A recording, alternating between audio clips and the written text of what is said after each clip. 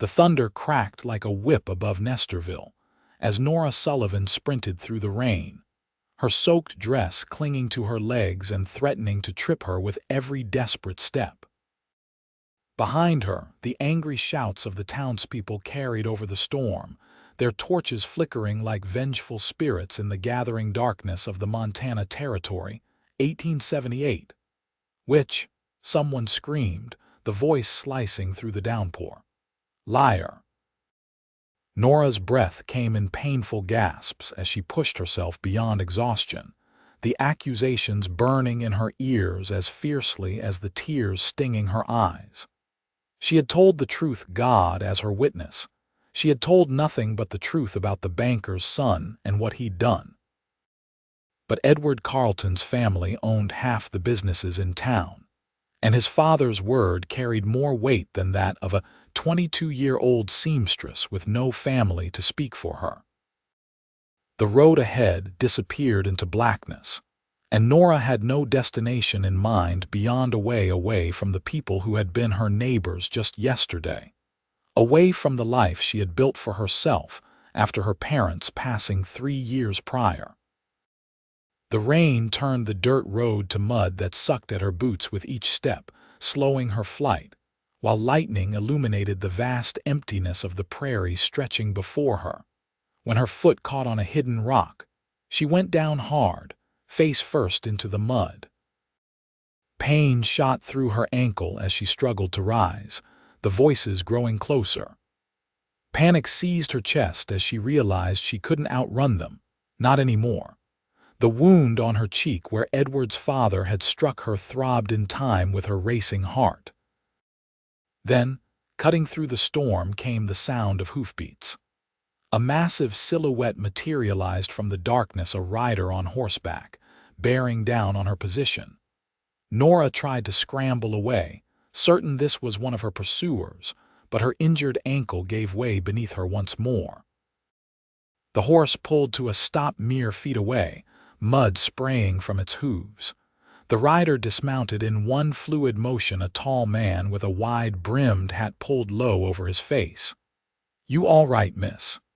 His voice was deep, with the slightest hint of a drawl. Nora tried to speak, but her voice caught in her throat.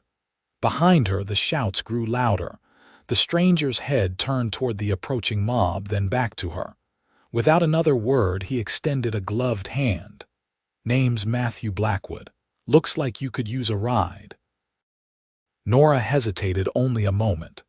The choice between an unknown man and the mob that had already judged her was hardly a choice at all. She reached up and took his hand. In one powerful motion, he pulled her to her feet and then lifted her onto his horse before swinging up behind her.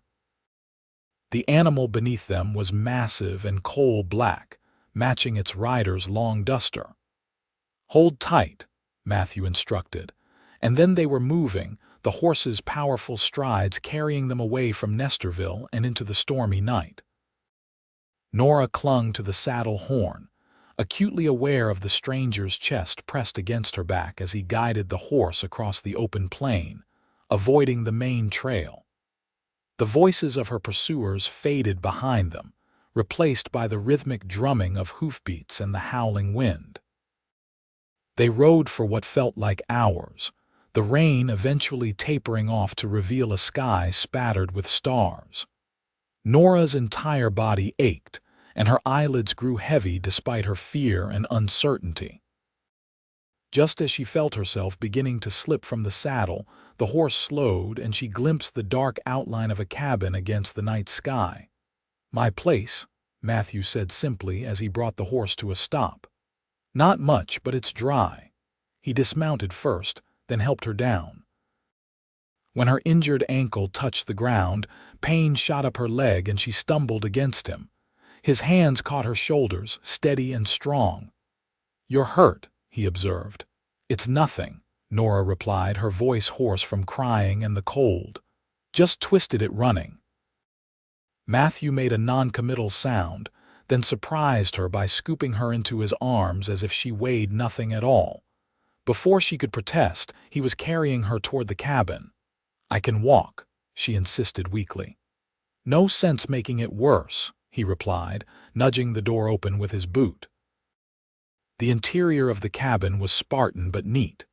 A stone fireplace dominated one wall, with a small wooden table and 2 chairs beside it. A narrow bed sat in one corner, and shelves lined with books and supplies occupied another.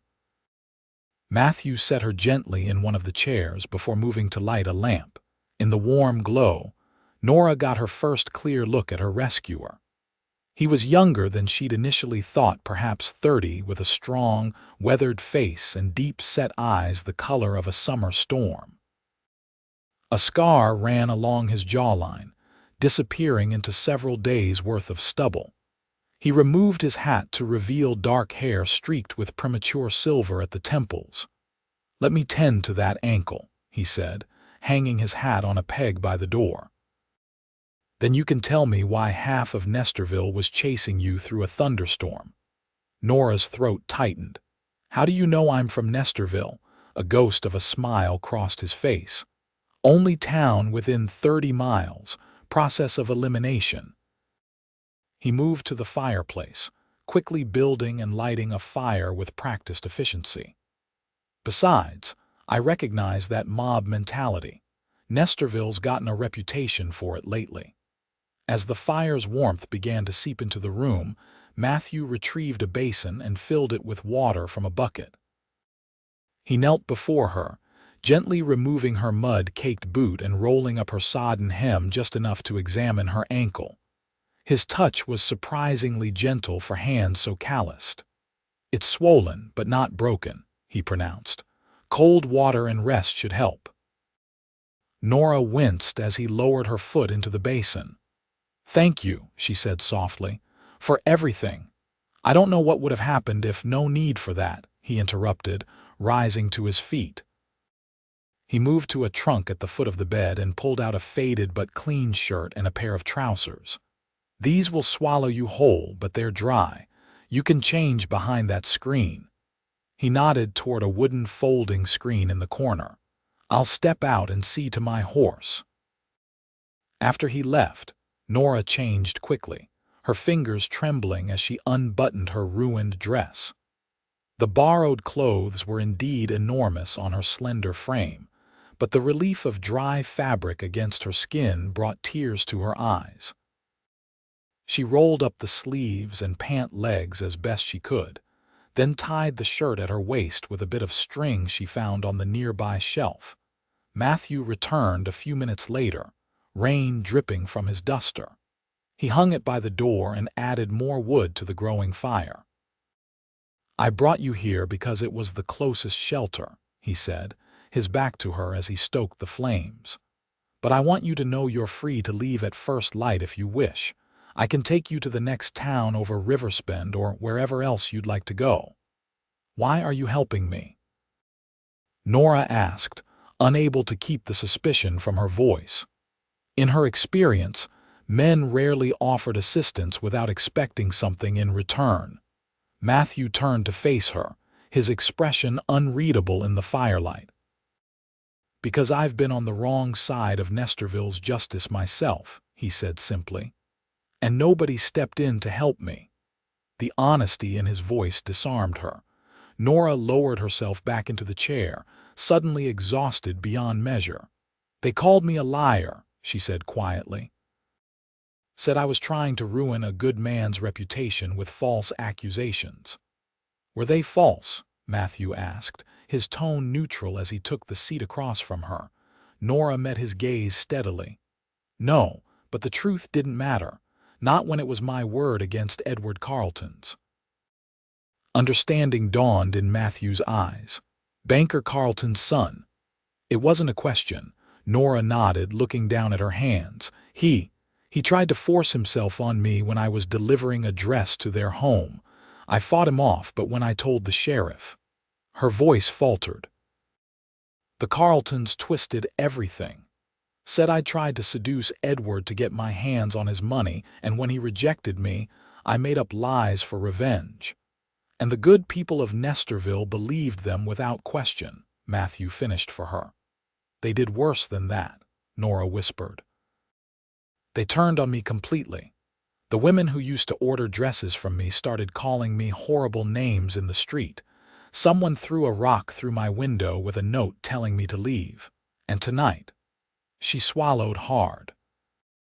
Tonight they came with torches, saying they were going to run me out of town for my wicked lies. Matthew's jaw tightened, but he said nothing, allowing her to continue.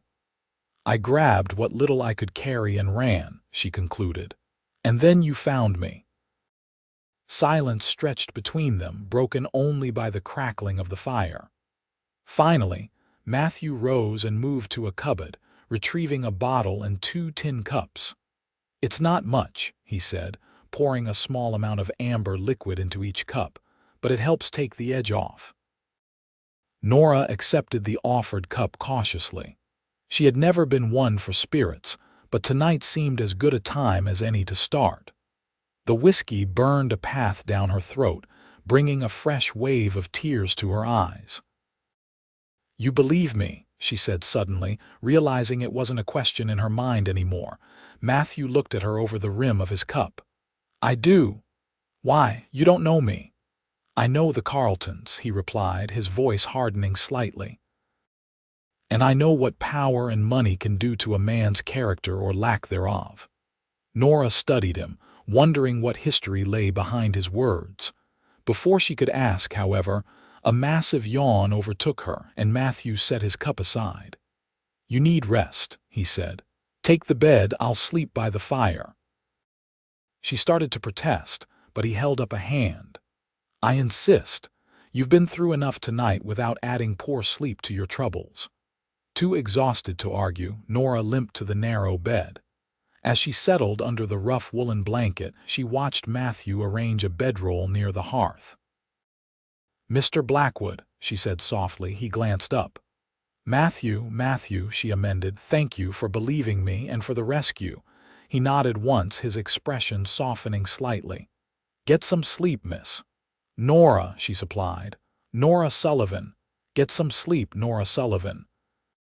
Tomorrow's soon enough to figure out what comes next." As she drifted into an exhausted slumber, Nora wondered what sort of man would risk himself to rescue a stranger in the night, and what secrets of his own might explain his solitary existence on this remote stretch of Montana prairie. Morning came with golden light streaming through the cabin's single window. Nora woke disoriented, momentarily forgetting where she was until the events of the previous night came rushing back. She sat up slowly, wincing at the stiffness in her muscles and the dull throb of her ankle. The cabin was empty. Matthew's bedroll had been neatly packed away and the fire rekindled. A tin mug of steaming coffee sat on the small table beside a plate with 2 biscuits and a slice of bacon. The thoughtfulness of the gesture brought a lump to Nora's throat. She rose carefully, testing her weight on her injured ankle. It was tender but bearable. After using a bit of water from the basin to wash her face and hands, she limped to the table and gratefully consumed the simple breakfast. The door opened just as she finished the last of the coffee, and Matthew stepped inside, a basket of eggs in one hand. He paused when he saw her awake, nodding a greeting. "Morning," he said. "How's the ankle?" "Better," Nora replied. "Thank you for breakfast." Matthew set the basket on a shelf. "It's not much. I don't often have guests." "Do you live out here alone?" she asked. "Going on 5 years now." He removed his hat and hung it on its customary peg. "I raise a few cattle, hunt, trade with the occasional passing wagon train. It's quiet, but it suits me." Nora glanced around the cabin, noting the absence of any personal touches beyond the books on the shelves. No photographs, no mementos, nothing to suggest a connection to family or a past life. "What did you do before?" she asked, curiosity getting the better of her. Something shifted in Matthew's expression, a subtle withdrawal. "A bit of everything. Cowhand, scout for the army for a while, deputy sheriff over in Timber Creek." He moved to the fire, adding another log. "But that was another life." The finality in his tone made it clear the subject was closed. Nora respected his privacy after all. She had her own painful past she preferred not to discuss. "I should be moving on," she said instead. "You've been more than kind, but I can't impose further." Matthew turned to face her. "Where will you go?" The question hung in the air, highlighting the stark reality of her situation. Nora had no family, very little money, and nowhere to call home. I'm not sure," she admitted. "Perhaps Riverspend, as you suggested. I can maybe find work there." Matthew nodded thoughtfully.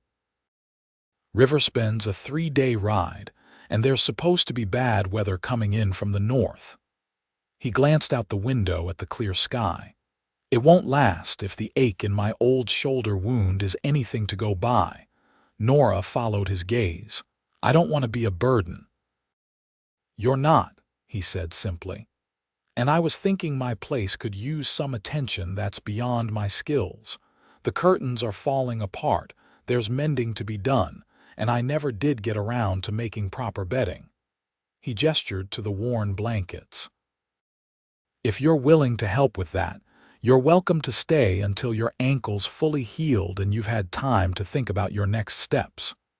Nora studied him, trying to discern his true motivations. All she saw was straightforward honesty in his weather-lined face. "That's very generous," she said cautiously. Matthew shrugged. "It's practical. You need a place to recover, and I need things fixed that I've been putting off for too long." He paused. "But only if you're comfortable with the arrangement." The offer was tempting. Outside these walls lay uncertainty and danger, not just from the elements, but from the possibility that the people of Nestorville might still be searching for her. Here, at least, she had shelter, safety, and a man who, against all odds, seemed to believe her story. "All right," she agreed. "Until my ankle heals. And I insist on earning my keep cooking and cleaning as well as sewing." The ghost of a smile touched Matthew's lips. "I won't argue with that. My cooking's limited to not burning meat over a fire." For the first time since the nightmare had begun, Nora felt a small measure of relief. It wasn't a permanent solution, but it was breathing room, a chance to gather her strength and her wits before facing whatever came next. "You have fabric I could use?" she asked, already mentally cataloging the repairs she could see around the cabin. "There's a trunk in the lean-to with odds and ends I've traded for over the years," Matthew replied. "You're welcome to whatever's useful." The next 3 days established a rhythm between them. Nora spent her mornings turning Matthew's Spartan cabin into something more livable, sweeping, organizing, and beginning work on new curtains from the surprisingly good material she found in the trunk. Matthew went about his daily chores, tending to his small herd of cattle, hunting and repairing fences damaged in the recent storm. They ate their meals together, conversation gradually becoming less stilted as they grew accustomed to one another's presence. Nora learned that Matthew was well-read, with a particular fondness for history books. In turn, she shared stories of growing up as the daughter of a schoolteacher in Ohio before her family had moved west seeking a better life. Neither spoke much about the painful chapters of their pasts. Nora didn't mention her parents' deaths from influenza, or the desperate months that followed as she struggled to support herself. And Matthew remained tight-lipped about whatever had brought him to this solitary existence, though occasionally his guard would drop enough for her to glimpse the shadows behind his eyes. On the 4th morning, Nora woke to the sound of rain hammering against the roof. Matthew's prediction had proven accurate. The storm had arrived. She found him at the table, cleaning a rifle with methodical precision. He looked up as she emerged from behind the screen where she now changed and slept at night, having insisted Matthew reclaim his bed. "Storms settled in," he said by way of greeting. "Might last a couple of days." "Your shoulder warned you correctly," Nora replied, moving to stoke the fire. Matthew's lips quirked in a near smile. One of the few benefits of getting shot a reliable weather predictor. Nora paused, surprised by the casual revelation. You were shot, he nodded, returning his attention to the rifle. Hazard of wearing a badge. Deputy work isn't always just breaking up bar fights. It was the most he'd shared about his previous life, and Nora treaded carefully, not wanting to shut down this rare moment of openness. Is that why you left? Because you were injured? Matthew's hand stilled for a moment. No, he said finally. That came later. I left because I made a mistake. Trusted the wrong person. It cost lives. The weight of his words hung in the air between them. Nora moved to the table and sat across from him, sensing there was more he needed to say. What happened? She asked gently. Matthew set the rifle aside and looked at her, really looked at her, as if measuring whether she could be trusted with this piece of himself. I was deputy in Timber Creek, he began, his voice low. Good town, mostly. Had a sheriff who believed in doing things by the book. We had a local rancher, Harlan Wade, who controlled most of the water rights in the valley. Wade's son Connor was wild, drinking, fighting, terrorizing the local women. Nora saw where this was heading, her stomach tightening. One night, Connor assaulted a young woman, daughter of one of the smaller ranchers. She came to town, bruised and bleeding, to report it. Matthew's jaw clenched. Wade used his influence to bury it. Claimed she was lying to cover up her loose morals. Sound familiar?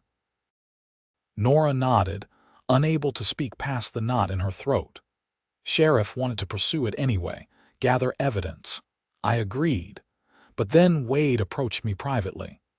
Offered me money more than I'd make in 5 years as a deputy to lose the evidence we'd collected and convince the sheriff to drop it. Matthew's expression darkened. I refused, of course. Told Wade I was going to see his son brought to justice. He fell silent, his gaze distant, focused on memories Nora couldn't see. 2 days later, the sheriff was shot in the back while making his rounds. They blamed it on a drifter passing through, but I knew it was Wade's doing. Matthew's voice had grown hoarse. I couldn't prove it, and without the sheriff backing me, the case against Connor fell apart. The girl and her family left town soon after. That's terrible, Nora said softly. But it wasn't your fault, wasn't it? Matthew's eyes met hers, haunted. I confronted Wade directly instead of being smart about it.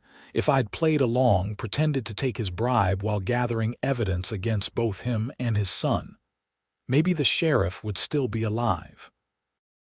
Maybe that girl would have gotten justice. Nora reached across the table and, after a moment's hesitation, placed her hand over his. You stood up for what was right. The evil was in their actions, not yours. Matthew looked down at her hand covering his, something vulnerable crossing his face. I left Timber Creek the day after they buried the sheriff. Couldn't stand to wear the badge anymore. Drifted for a while before settling here. Far enough from everywhere that I don't have to see the worst of what people do to each other. Until I showed up on your doorstep, Nora said with a sad smile. Until you showed up, he agreed, but there was no resentment in his tone. History has a way of circling back, I suppose. The moment stretched between them, a new understanding taking root. They were both refugees, in their way both damaged by the cruel machinery of power and influence that ground up those who stood in its path. Matthew gently withdrew his hand and cleared his throat. Enough of old ghosts. With this rain, we're stuck inside. I thought maybe I could teach you to play chess. He nodded toward a small, hand-carved chess set on one of the shelves. Unless you already know how.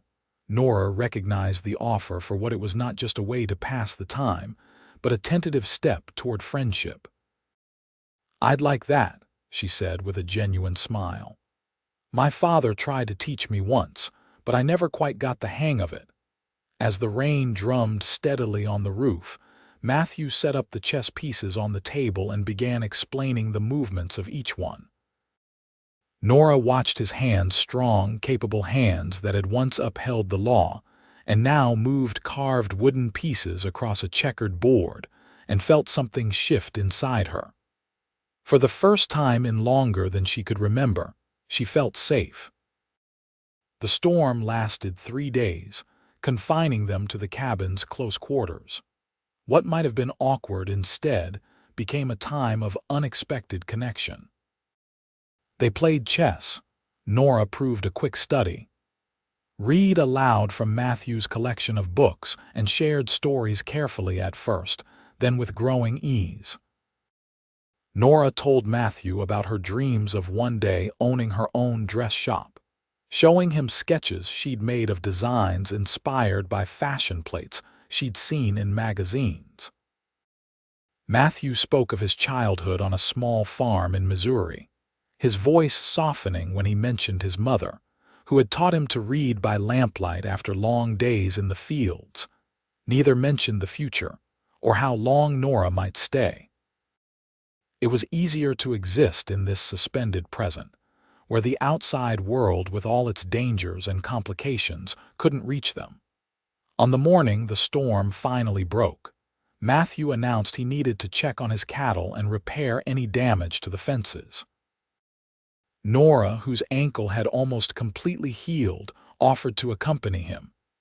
"It's muddy out there," he warned as she pulled on her boots, now cleaned and dried from her arrival night. "I'm not afraid of a little mud," she replied with a smile. "Besides, I've been cooped up for days. Some fresh air would be welcome." Matthew's eyes crinkled at the corners, not quite a smile, but close. "Suit yourself, but don't say I didn't warn you when you're knee-deep in muck." They set out under a sky washed clean by the rain, the prairie stretching around them like an endless sea of grass. Matthew led the way to a creek-fed pasture where a dozen cattle grazed, checking each animal with practiced efficiency. "They look healthy," Nora observed, staying a respectful distance from the largest steer, who eyed her suspiciously. "They're hardy stock," Matthew replied, patting the flank of a red-brown cow. "Bred for this country." He glanced at her. "How's the ankle holding up?" "Good as new," she said, demonstrating with a small hop that only produced the slightest twinge. "Your doctoring worked wonders." They continued their circuit of the property, Matthew pointing out landmarks and sharing bits of knowledge about the land and its seasons. Nora soaked it all in, struck by how beautiful this remote place was, not in the dramatic way of mountains or the cultivated charm of eastern farmland, but in its wild, open vastness. As they walked, Matthew suddenly stopped, kneeling to examine tracks in the mud. "What is it?" Nora asked, moving closer. "Riders," he said, his expression turning serious. 5, maybe 6 horses, passed through yesterday during the storm." Nora's heart quickened. "Riders out here, could it be?" She couldn't finish the thought. Matthew shook his head. "Not likely anyone from Nestorville. These tracks are heading east, not west." He rose, brushing mud from his hands. "Still, best we head back. I don't like strangers passing this close to my property." They returned to the cabin in silence, Nora wrestling with a renewed sense of vulnerability. Her brief idyll with Matthew had allowed her to forget, momentarily, that she was essentially a fugitive. The reality of her situation came rushing back. She couldn't stay here forever, living in this strange limbo of not quite belonging. That evening, as they sat before the fire sharing a pot of coffee, Nora made herself voice what she'd been avoiding. "I should leave soon," she said quietly. "Make my way to Riversbend as we discussed." Matthew looked up sharply, something flashing in his eyes before his expression settled into careful neutrality. "Your ankle's barely healed." "It's well enough for travel," she countered, "and I've imposed on your hospitality long enough. It's not an imposition." Matthew set his coffee cup down with deliberate care. "The cabin's cleaner than it's ever been. The new curtains let in light without the draft. Even the food's better." He paused, Unless you're eager to leave. Nora dropped her gaze to her hands. No, she admitted, that's not it. Then why? Because I can't hide forever, she said, voicing her fear. Because sooner or later someone will come looking for me, or for you, and I don't want to bring trouble to your door after all you've done. Matthew was quiet for a long moment. When he spoke, his voice was low and certain. I'm not afraid of trouble, Nora, and I'm not asking you to hide forever. I'm asking you to stay until you're really ready to move on. Something in his tone made her look up. The firelight cast half his face in shadow, but his eyes were clear and intent on hers. Why? She whispered. Matthew hesitated, as if weighing his words carefully. Because in all the years I've lived out here alone, this is the first time it's felt like a home and not just a place to exist. The simple honesty of his statement stole Nora's breath. She had not expected this taciturn man to express himself so plainly, nor had she been prepared for how his words would resonate within her own heart. I feel the same, she confessed, her voice barely audible above the crackling fire, and it frightens me. Why does it frighten you? Because good things don't last in my experience, she said. My parents died. The life I built in Nestorville was destroyed by one man's cruelty and an entire town's willingness to believe the worst of me. I'm afraid to trust this feeling, this sense of safety, because it could vanish just as quickly. Matthew nodded slowly, understanding in his eyes. I can't promise nothing bad will ever happen, he said. Life doesn't work that way. But I can promise that as long as you're here, you won't face it alone. He paused, then added with the faintest hint of a smile, and I'm pretty good with a rifle. Despite herself, Nora laughed, the tension breaking. Is that your way of asking me to stay? I suppose it is, Matthew admitted. At least for a while longer. Nora considered his offer, weighing fear against the undeniable pull she felt toward this man and the life they'd begun to build in these few short days. All right, she said finally. I'll stay, but on one condition. Matthew raised an eyebrow. Name it. I want to contribute more than just housekeeping. Teach me to ride properly, to shoot if necessary. If I'm going to live out here, I need to know how to handle myself. A slow smile spread across Matthew's face, the first full smile she'd seen from him. It transformed his features, erasing years of solitude and hardship in an instant. I think that can be arranged, he said, extending his hand across the table. Nora took it, sealing their agreement. His palm was warm against hers, calloused but gentle. Neither of them acknowledged the way their hands lingered in the touch longer than necessary, or the current of something deeper than friendship that passed between them in that moment. For now, it was enough to know they'd chosen to face whatever came next together. The following weeks brought a gradual transformation to both the cabin and its inhabitants. Under Nora's care, the interior became more comfortable. Curtains fluttered at the windows. Colorful patchwork cushions softened the wooden chairs, and flowers gathered from the prairie added spots of color to the table.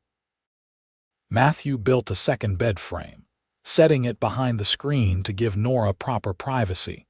True to his word, Matthew began teaching Nora the skills she'd need to survive in this remote country. Her first riding lesson ended with her flat on her back in a patch of soft grass, having been unceremoniously dumped by the old mare Matthew insisted was gentle as a kitten. He'd helped her up, his eyes dancing with suppressed laughter until she'd swatted his arm and demanded to try again. By the third lesson, she could post a decent trot. By the fifth, she was confident enough to ride alongside Matthew as he checked his property lines, her posture improving daily. The shooting lessons were less dramatic but equally important. Matthew was a patient teacher, showing her how to load, aim, and fire his old Navy Colt revolver. Her first attempts went wide of the makeshift target he'd set up, but eventually she could hit it consistently at 20 paces. "Not bad," he'd said approvingly after she put 3 shots in a tight grouping. "You've got a steady hand." "I've had practice," she replied. "Sewing requires precision too." Their days fell into a comfortable pattern. Mornings were for chores, Nora cooking and tending to the cabin while Matthew worked with the cattle. Afternoons often found them working side by side mending fences, preserving food for the coming winter, or Nora teaching Matthew basic sewing skills so he could repair his own clothes. In the evenings, they'd read or play chess, sometimes just talking late into the night. Matthew gradually revealed more of his past stories from his deputy days that weren't shadowed by tragedy, tales of the characters he'd met during his time as an Army scout. Nora shared memories of her childhood, her parents, and her dreams for the future. Neither mentioned the growing attachment between them, though it manifested in 100 small ways: the brush of hands when passing a tool, the lingering glances across the table, the way Matthew's voice softened when he spoke her name. There were moments when the air between them seemed charged with unspoken feelings, but something always held them back from acknowledging it directly. Then came the day that changed everything. Matthew had ridden to a neighboring homestead 15 miles away to trade for supplies they couldn't produce themselves. Nora stayed behind, using the solitude to work on a special project: a new shirt for Matthew from fabric she'd repurposed from her old dress. She was so absorbed in her stitching that she didn't hear the approaching riders until they were nearly at the cabin. When hoofbeats finally registered, she assumed it was Matthew returning early and went to the door with a smile on her face. The smile died instantly. 3 men on horseback pulled up in front of the cabin strangers, rough-looking and trail-worn. The leader, a heavy-set man with a scar bisecting his left eyebrow, dismounted and approached. "Afternoon, madam," he said, touching the brim of his hat in a mockery of politeness. "Didn't expect to find a woman out here. This your place?" Nora's hand tightened on the doorframe. "My husband's," she lied, instinct telling her these men meant trouble. "He'll be back any minute. He's just checking the herd." The man's eyes narrowed slightly, taking in the cabin, then returning to study Nora with unsettling intensity. "That's so. Well, we're just passing through. Been riding hard and could use some water for our horses. Maybe something to eat if you can spare it." Everything about the situation felt wrong, but Nora knew refusing outright might provoke them. "There's a well around back for your horses," she said, keeping her voice steady. "I can offer you some biscuits, but that's all we can spare." The man smiled, revealing tobacco-stained teeth. "Mighty kind of you, madam."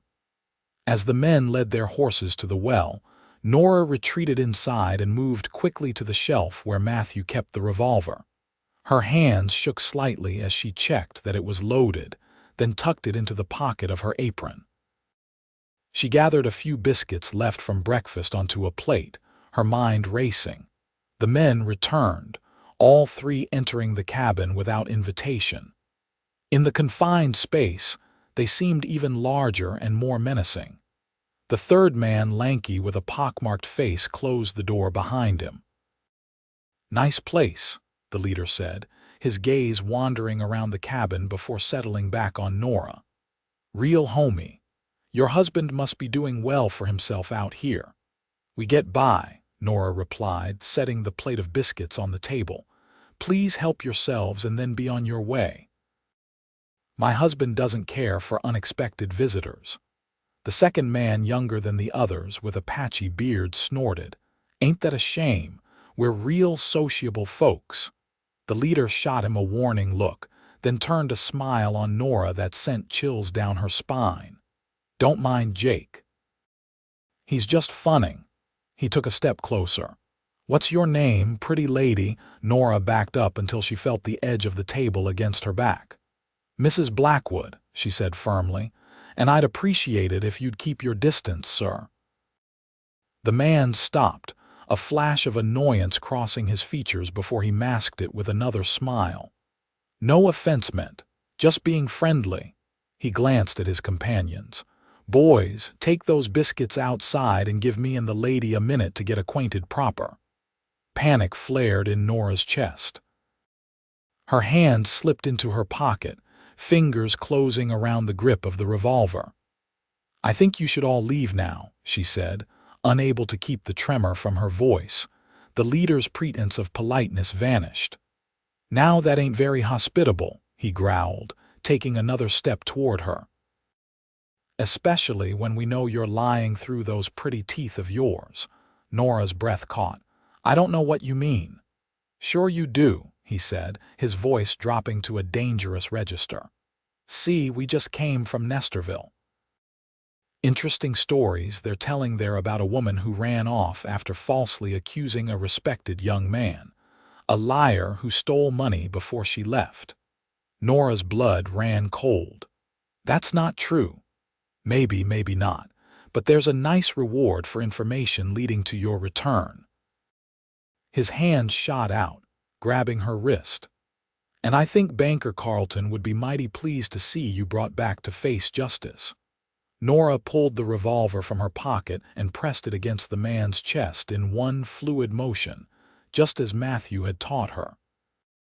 "Take your hand off me," she said, her voice steadier than she felt, "and get out." Surprise flashed across the leader's face, followed quickly by anger. For a tense moment, he seemed to be weighing his options. Then, slowly, he released her wrist. "You're making a mistake, girl," he said softly. "There's 3 of us and 1 of you. How many can you shoot before one of us gets that gun?" "Enough," came a deep voice from the doorway. Relief flooded through Nora as Matthew stepped into the cabin, his rifle leveled at the intruders. His expression was cold and focused in a way she'd never seen before. This was the lawman, not the solitary rancher she'd come to know. "The lady asked you to leave," Matthew continued, his tone leaving no room for argument. "I suggest you do as she says." The leader turned slowly, sizing up Matthew with a calculating gaze. "This your husband, sweetheart? Funny, I thought the Blackwood place was owned by a bachelor." "You thought wrong," Matthew replied evenly. "And you're trespassing." The tension in the room was thick enough to cut. Nora kept the revolver steady, her gaze flicking between the leader and his 2 companions who now stood framed in the doorway behind Matthew. Finally, the leader shrugged, affecting nonchalance.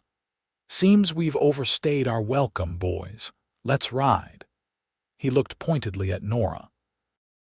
"No hard feelings, Mrs. Blackwood. Just trying to earn an honest dollar." "There's nothing honest about hunting down an innocent woman for blood money," Matthew said, his rifle still trained on the man's chest. "Now get on your horses and ride. And if I see you within 10 miles of my property again, I won't be so hospitable." The men departed with murderous looks, but no further trouble. Matthew watched from the doorway until they were specks on the horizon, then turned to Nora, who had finally lowered the revolver, her hands shaking with delayed reaction. "You all right?" he asked, concern replacing the hard edge in his eyes. Nora nodded, then to her horror, felt tears welling up. They said I stole money, that the Carltons are offering a reward." Her voice broke. "They're making me out to be a criminal as well as a liar." Matthew set his rifle aside and crossed to her in 2 strides, gathering her into his arms without hesitation. "It's all right," he murmured against her hair. "You're safe." Nora pressed her face against his chest, drawing strength from his solid presence. "I was so scared," she admitted. "Not just for myself.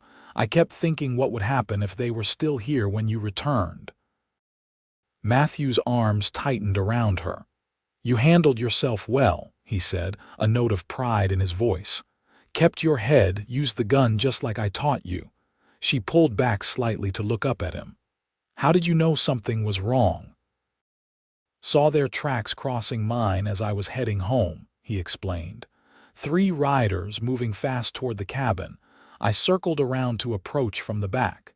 His expression darkened. If they'd harmed you. The fierceness in his voice made Nora's heart skip. But they didn't, she said softly. Thanks to your lessons and your timing. They stood there, arms still around each other, neither making a move to step away. Matthew's gaze dropped to her lips, then back to her eyes, a question in the look. Nora answered by rising on tiptoe and pressing her lips to his. The kiss was gentle at first, tentative, but quickly deepened as Matthew's hand moved to cradle the back of her head. Warmth spread through Nora's body, washing away the fear and tension of the previous hour, replacing it with a different kind of intensity altogether. When they finally broke apart, both slightly breathless, Matthew rested his forehead against hers. I've been wanting to do that for weeks, he confessed. What took you so long? Nora asked, a smile playing at her lips. Wasn't sure you felt the same, he replied. And I didn't want you to think I'd brought you here with expectations. I never thought that, she assured him, her hands resting against his chest. Not for a moment. Matthew brushed a strand of hair from her face, his touch impossibly gentle for hands so strong. Those men will talk, he said, reluctance in his voice. Word will get back to Nestorville that you're here. Reality intruded on their moment of connection. Nora stepped back slightly, though she kept her hands on his arms, unwilling to break contact completely. What do we do? She asked. Matthew's expression turned resolute. We have 2 choices. We can pack up and leave, head further west, maybe to Oregon or Washington Territory, start fresh where no one knows either of us. Or, Nora prompted when he paused, or we face this head-on, he said. Ride to Riverspend, speak to the marshal there. He's a good man, I've dealt with him before. We tell him what really happened in Nestorville, get ahead of whatever lies the Carletons are spreading. Nora considered both options, weighing the appeal of simply running away against the uncertainty of seeking justice. What do you think we should do? She asked finally. It's your reputation at stake, Matthew replied. Your choice. She straightened her shoulders, decision crystallizing. I'm tired of running, she said firmly. Tired of being called a liar. If there's any chance of clearing my name, I want to take it. Pride shone in Matthew's eyes. Then we'll ride to Riverspend tomorrow, he said. Together. Together, Nora echoed, the word carrying more meaning than just their immediate plans. Matthew smiled, then drew her back into his arms, sealing their pact with another kiss that promised this was only the beginning of their journey. The trip to Riverspend took a full day of hard riding. They departed at dawn, Matthew having spent half the night preparing the cabin for their absence. He taught Nora how to ride astride rather than side saddle for the journey, practical considerations outweighing propriety. More secure this way, he'd explained as he adjusted the stirrups on the mare she now rode confidently. And faster if we need to outrun trouble. They traveled light, carrying only essential supplies and weapons. Matthew rode with his rifle across his saddle, his expression vigilant as they crossed the open prairie. Nora wore her repaired dress, the nicest of her limited wardrobe, with Matthew's revolver concealed in the pocket he'd sewn into her skirt. Their conversation was sparse during the journey, both lost in their own thoughts about what awaited them. Occasionally their eyes would meet, and they'd share a small smile or nod of reassurance.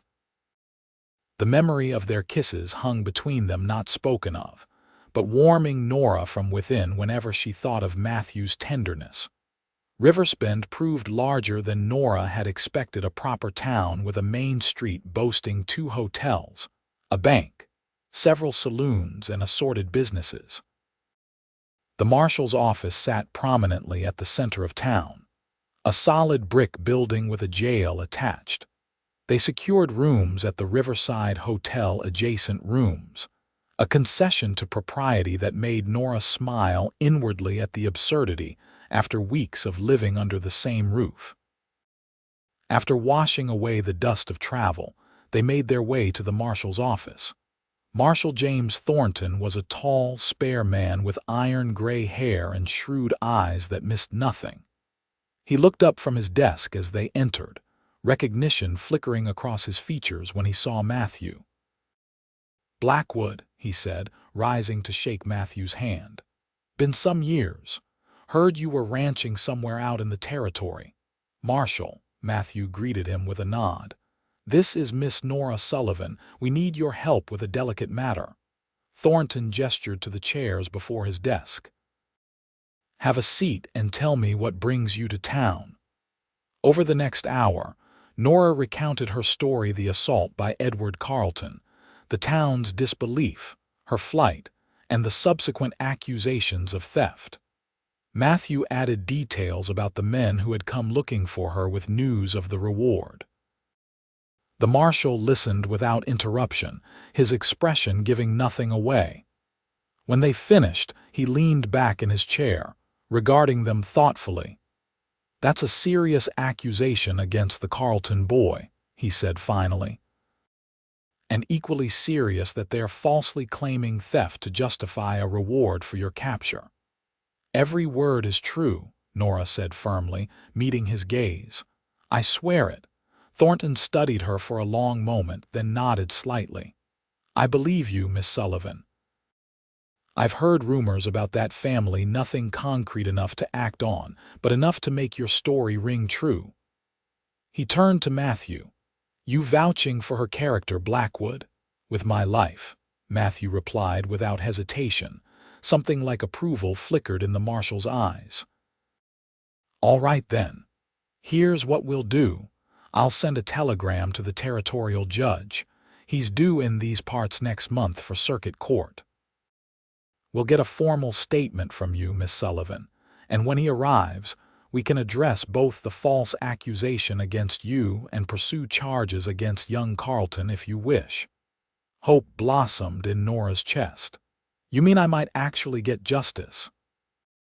"I can't promise the outcome," Thornton cautioned. "The Carletons have money and influence, but the judge is a fair man, and with my backing and Blackwood's testimony supporting your character, you've got a fighting chance." Nora glanced at Matthew, who gave her an encouraging nod. "Then I want to proceed," she said decisively. "Good," the marshal said, rising. "Come back tomorrow morning to make your formal statement. In the meantime, I'll send that telegram and do a bit of digging. Might be Carleton's son has a pattern of this behavior that could strengthen your case." As they left the marshal's office, Nora felt lighter than she had in weeks, months, even. For the first time since that terrible day in Nestorville, someone in authority was taking her seriously, treating her with respect rather than suspicion. "Thank you," she said to Matthew as they walked back toward the hotel, "for everything." He glanced down at her, his eyes warm. "No need for thanks. You're doing the hard part, standing up and telling your truth. I'm just along for the ride." "No," Nora said, stopping in the middle of the boardwalk to face him directly. "Not just along for the ride. You believed me when no one else would. You took me in, taught me to defend myself, gave me back my confidence." She took a deep breath. "You gave me a home, Matthew, and something more." Around them, the bustle of Riverspend continued, wagons rolling past, townspeople going about their business, paying little attention to the couple standing so close together on the boardwalk. In that moment, it felt as if they were alone in their own world. Matthew's expression softened. "What's the something more?" he asked quietly. Nora's heart pounded, but she held his gaze steadily. "Hope," she said. "For a future I never dared imagine. With you, if you want that too." Matthew reached for her hand, propriety be damned, and entwined his fingers with hers. "I want that more than anything," he said, his voice rough with emotion. When I found you that night in the storm, I was just trying to help someone in trouble. I never expected you'd end up saving me right back." "Saving you?" Nora echoed, confused. "From loneliness," he explained. "From the walls I'd built around myself after Timber Creek. From the belief that I didn't deserve happiness because of one mistake in my past." His thumb traced circles on the back of her hand. "You changed everything, Nora." The simple honesty of his words brought tears to her eyes. "So what happens now?" she asked. "Now," Matthew said with a gentle smile, "we get your name cleared. And then, if you'll have me, I'd like to make what we told those men at the cabin the truth." Nora's breath caught.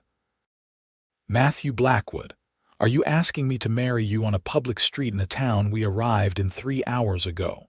His smile widened to a grin. "I suppose I am, though I'll do it properly with a ring when this is all settled if you prefer." "I don't need proper," Nora said, returning his smile through her tears. "I just need you." "Is that a yes?" "It's a yes," she confirmed, squeezing his hand. "Though we should probably wait until after I'm no longer being hunted as a lying thief." Matthew laughed, the sound drawing curious glances from passers-by. "Fair enough. Though I'd marry you today, hunted or not." They resumed walking, hands still joined, both glowing with the certainty of their shared future. Whatever challenges lay ahead, they would face them together, the woman they'd called a liar and the cowboy who had believed her heart. The following month passed in a strange mix of tension and joy. They remained in Riversbend, Matthew renting a small house on the outskirts of town for them to stay in while they awaited the judge's arrival. Despite the cloud of uncertainty hanging over Nora's legal situation, these weeks held a sweetness that neither had expected. Free from the isolation of the ranch, they experienced the simple pleasure of being a couple in society. They attended Sunday services at the local church, dined at the hotel restaurant, and browsed the mercantile together. Nora found work at the town's dress shop, her skilled needlework quickly earning the owner's appreciation. Matthew helped the livery stable owner break horses, his way with the animals drawing admiration from the townspeople. In the evenings, they sat on the porch of their rented house, planning their future in quiet conversations. They would return to Matthew's ranch after the hearing, they decided, but make regular trips to town. Nora would take in sewing work, perhaps eventually open that shop she'd dreamed of. Matthew spoke of expanding his herd, building a larger cabin, a proper home for the family they both hoped to have someday. "You think we'll have a daughter or a son first?" Nora asked one evening, her head resting on Matthew's shoulder as they watched the sunset paint the sky in shades of gold and purple. "A daughter," Matthew replied without hesitation, "with your eyes and your spirit." "And your courage," Nora added softly, "and your sense of justice." He pressed a kiss to her temple. "Poor child, saddled with our stubborn natures combined." Nora laughed, the sound carrying on the evening breeze. "She'll be unstoppable." As the day of the hearing approached, their happiness was tempered by growing anxiety. Marshal Thornton had been true to his word, investigating the Carltons and discovering 2 previous instances of young women who had left Nestorville abruptly after encounters with Edward. Neither had been willing to testify, but the pattern lent credence to Nora's account. The night before the judge was due to arrive, Matthew found Nora sitting by the window, staring out at the star-filled sky, her expression troubled. "What's wrong?" he asked, kneeling beside her chair. "What if it isn't enough?" she whispered. "What if the judge believes them over me, even with the marshal's support? What if Matthew took her hands in his?" "Then we leave," he said simply. "We pack up and head west just like we discussed, start fresh where no one knows us." "But your ranch is just land and a cabin," he finished for her. "You're what matters, Nora, not a piece of property." She looked at him, this man who had changed her life so completely, and felt a surge of determination.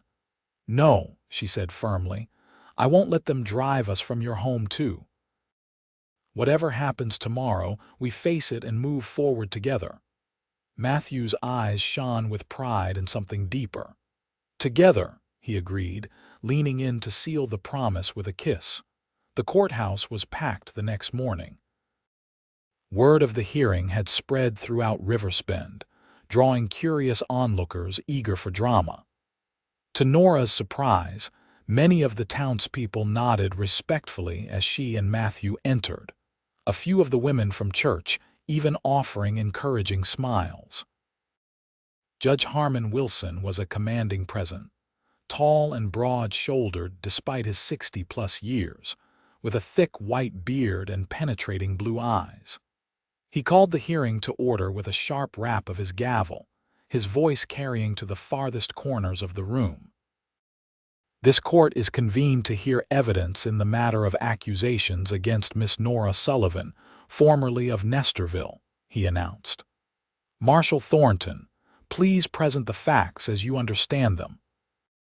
The marshal rose and outlined the case succinctly: Nora's accusation against Edward Carleton, the town's rejection of her claims, her flight, and the subsequent accusation of theft. He detailed his own investigation, including the pattern of similar incidents involving Carleton. "Thank you, Marshal," the judge said when he'd finished. "Is Edward Carleton or any representative of the Carleton family present?" To Nora's shock, a voice from the back of the courtroom answered, "I am here, Your Honor." The crowd parted to reveal Harriet Carleton, Edward's mother, a slim, elegant woman in an expensive traveling suit. She moved forward with dignity, her expression unreadable as she took a seat at the table opposite Nora. "Mrs. Carleton," the judge acknowledged with a nod. "I'm surprised to see you here rather than your husband or son." "My husband is attending to business matters," she replied coolly. "As for my son, that is part of why I've come." The judge raised an eyebrow. "Indeed. Well, we shall hear from you shortly. First, I would like Miss Sullivan to tell her account of events." Nora rose on shaky legs. Matthew squeezed her hand once before releasing it, his presence a silent bulwark of support as she moved forward. For the next 20 minutes, Nora told her story clearly, directly, without embellishment. She described the attack, Edward's threats when she'd fought him off, the disbelief she'd encountered when reporting it, and the escalating hostility from the townspeople. When she mentioned the mob that had come for her, a murmur of disapproval ran through the courtroom. Throughout her testimony, she was aware of Harriet Carleton watching her with an inscrutable expression. Not hostile, as she'd expected, but something more complex. "And you maintain that you took nothing but your own possessions when you fled?" the judge asked when she'd finished. "Yes, Your Honor," Nora replied firmly. "I had no reason to steal. I had savings of my own from my dressmaking work." The judge nodded thoughtfully, then turned to Mrs. Carleton. "Madam, you have heard the accusations against your son. What say you to this?" Harriet Carleton rose with the poise of one accustomed to society's scrutiny. "Your Honor," she began, her voice steady, "I have come to Riversbend not to dispute Miss Sullivan's claims, but to confirm them." A collective gasp rippled through the courtroom. Nora felt as if the floor had dropped from beneath her feet. "Explain yourself, Mrs. Carleton," the judge said, leaning forward with interest. "For too long, I have remained silent while my husband and son behaved in ways that violated every principle I hold dear, Mrs. Carleton said, her composure cracking slightly. "Edward has problems that his father has enabled rather than addressed. When Miss Sullivan made her accusation, I suspected it was true, but lacked the courage to say so publicly." She turned to face Nora directly. "The theft accusation was my husband's invention, a way to discredit you further and justify pursuing you. There was no money missing. I cannot undo the harm that has been done to you, Miss Sullivan, but I can at least speak the truth now." Stunned silence filled the courtroom. Nora stared at Harriet Carleton, scarcely able to believe what she was hearing. "Why now?" the judge asked, echoing Nora's unspoken question. "What has changed?" A flash of pain crossed Mrs. Carleton's face. "2 weeks ago, another young woman, the daughter of our housekeeper, came to me in distress after an encounter with Edward. This time, I could not look away. I confronted my husband, but he refused to hold our son accountable." She straightened her shoulders. "I have left my husband, Your Honor. I am staying with my sister in Helena and have initiated divorce proceedings." The judge studied her for a long moment, then turned to Nora. "Miss Sullivan, do you wish to press charges against Edward Carleton for the assault you described?" Nora glanced at Matthew, who gave her a subtle nod of support, then back to Harriet Carleton, whose eyes held a plea for understanding if not forgiveness. "I want the record to show that I told the truth," Nora said carefully. "I want my name cleared completely. As for Edward—" She took a deep breath. "I believe Mrs. Carleton will ensure he faces consequences in some form. If she gives her word on that, I will not pursue criminal charges." Harriet Carleton's eyes filled with tears. "You have my word," she said quietly.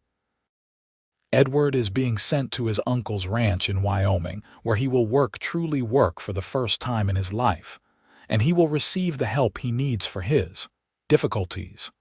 The judge considered this, then nodded. "Very well. This court finds no evidence of theft or other wrongdoing by Nora Sullivan. The accusations against her are deemed false and malicious, and her reputation is hereby formally cleared." He fixed Harriet Carleton with a stern look.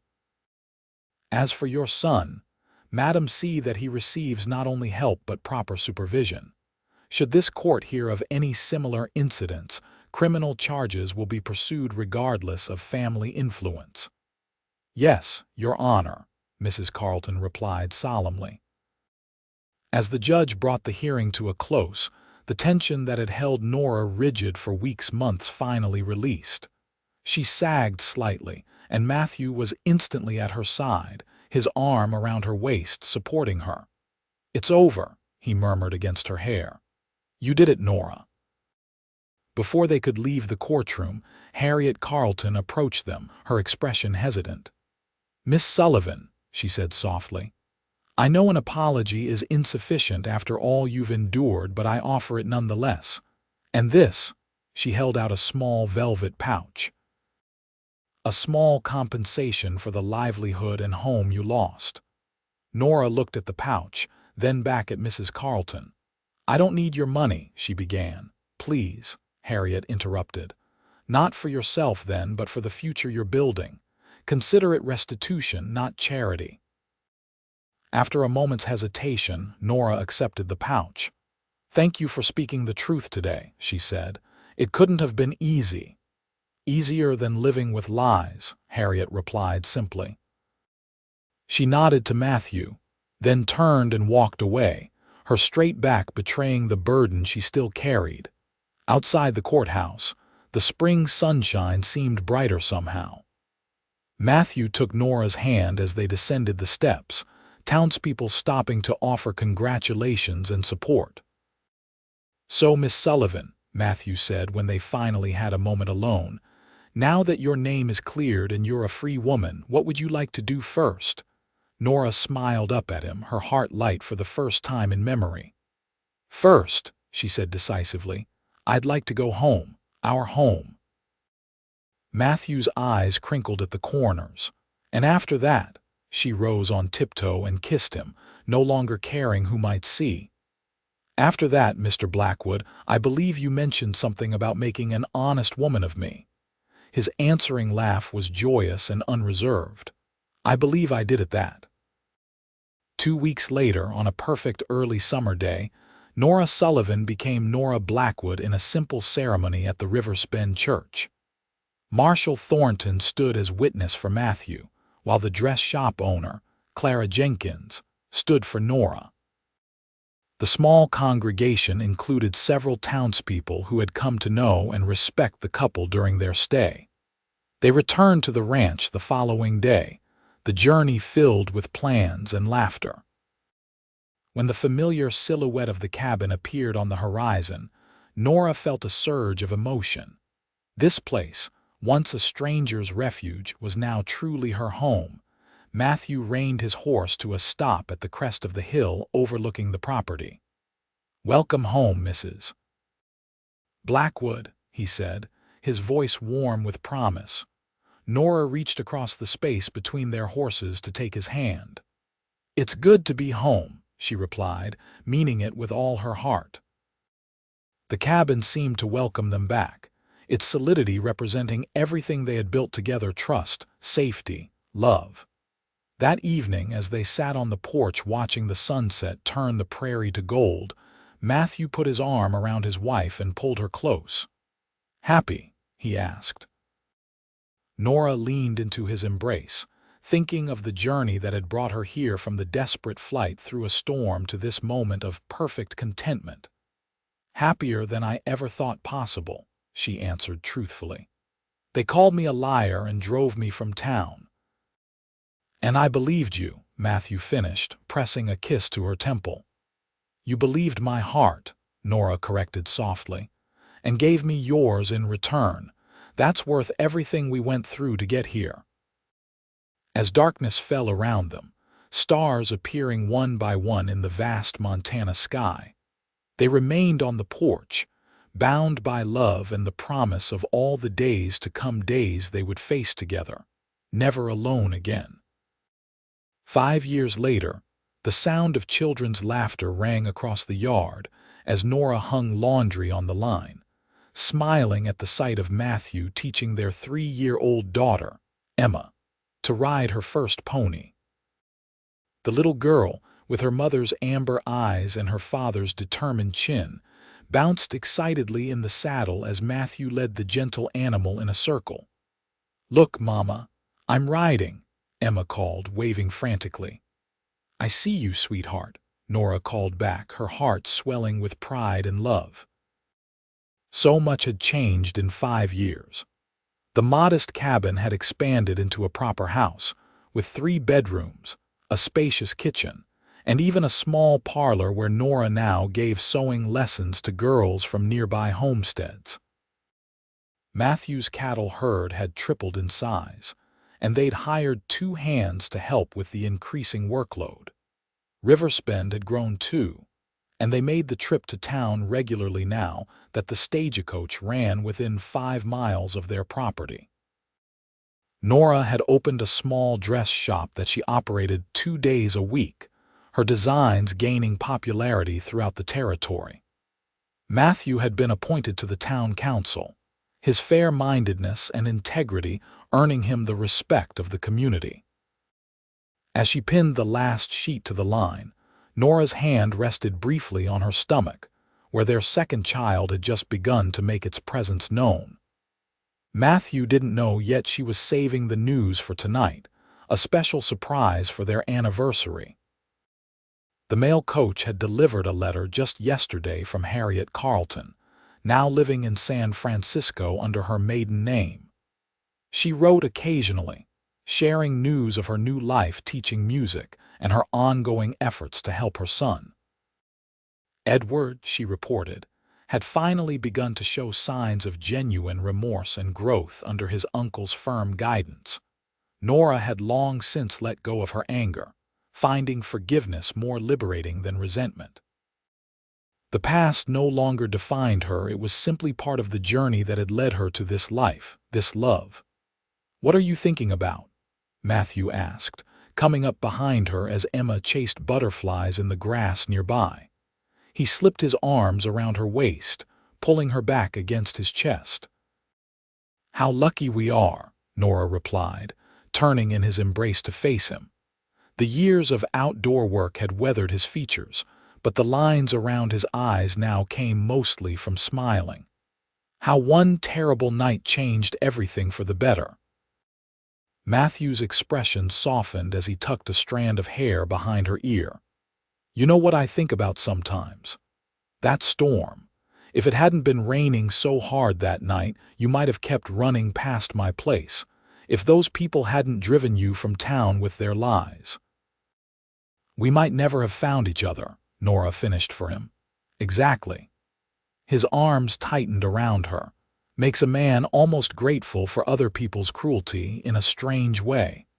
Nora stood on tiptoe to kiss him, still thrilling to the fact that she could do so whenever she wished. "I have something to tell you," she whispered against his lips, "but it can wait until tonight." Matthew's eyes lit with curiosity. "A surprise? Is that why you've been smiling to yourself all week?" "Perhaps," she teased, pulling away to gather her empty laundry basket. "You'll just have to be patient, Mr. Blackwood." He caught her hand, bringing it to his lips. "I've never been good at patience, Mrs. Blackwood, but for you I'll try." As he returned to Emma, swinging the giggling child up onto his shoulders, Nora watched them with a heart so full it seemed impossible it could contain more love. Yet somehow, each day, it expanded further. They had built this life together, step by step, challenge by challenge, the woman they'd called a liar and the cowboy who had believed her heart. And in that belief, they had found not just love, but home.